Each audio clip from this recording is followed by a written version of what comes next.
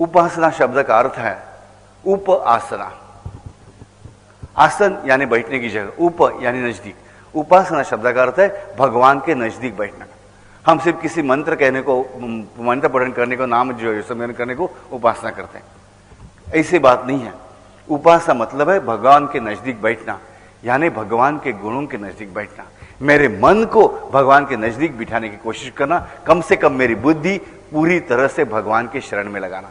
अनन्यश्चिन्तयतो माम, अनन्य चिंतयतो।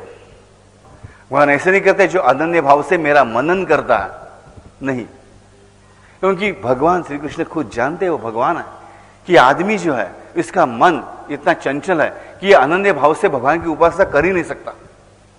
तो इसलिए कहा है अनन्य चिंतयतो माम। चिंतन कर रहा किसका गुणधर्म है? चित्त का गुणधर्म है, जो बुद्धि के प्रभाव से बनता है, यानी बुद्धि का ही कार्य है चिंतन। मनन मन का कार्य है, तो चिंतन बुद्धि का कार्य है। तो भगवान ने क्या कहा है? मन की बात भी नहीं कही है, भगवान ने कहा है अनन्यश्चिन्तयतो माम। हमें पूरी बुद्धि से तो कम से कम भगवान का चिंतन करना चाहिए, और वो भी कैसे? अनन्य, न अन्य, अनन्य, दूसरा कोई नहीं है, भगवान ये एक ही मेरा सब कुछ है। इसी भाव से जो चिंतन करता है, और पर्युपासते, पर्युपासना, सिर्फ उपासना नहीं, बुद्धि को भगवान के पास से बिठाना नहीं, तो पर्युपासना।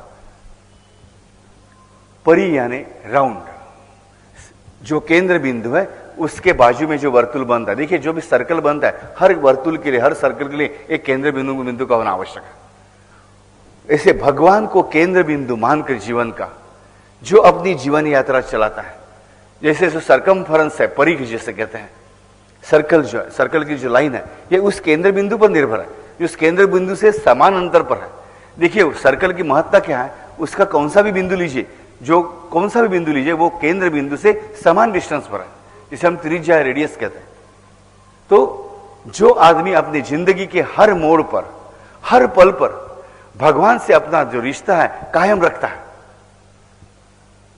दैट इज कॉल्ड एज अनन्यश्चिन्तयतो माम, पर्युपासना। वो पर्युपासना है।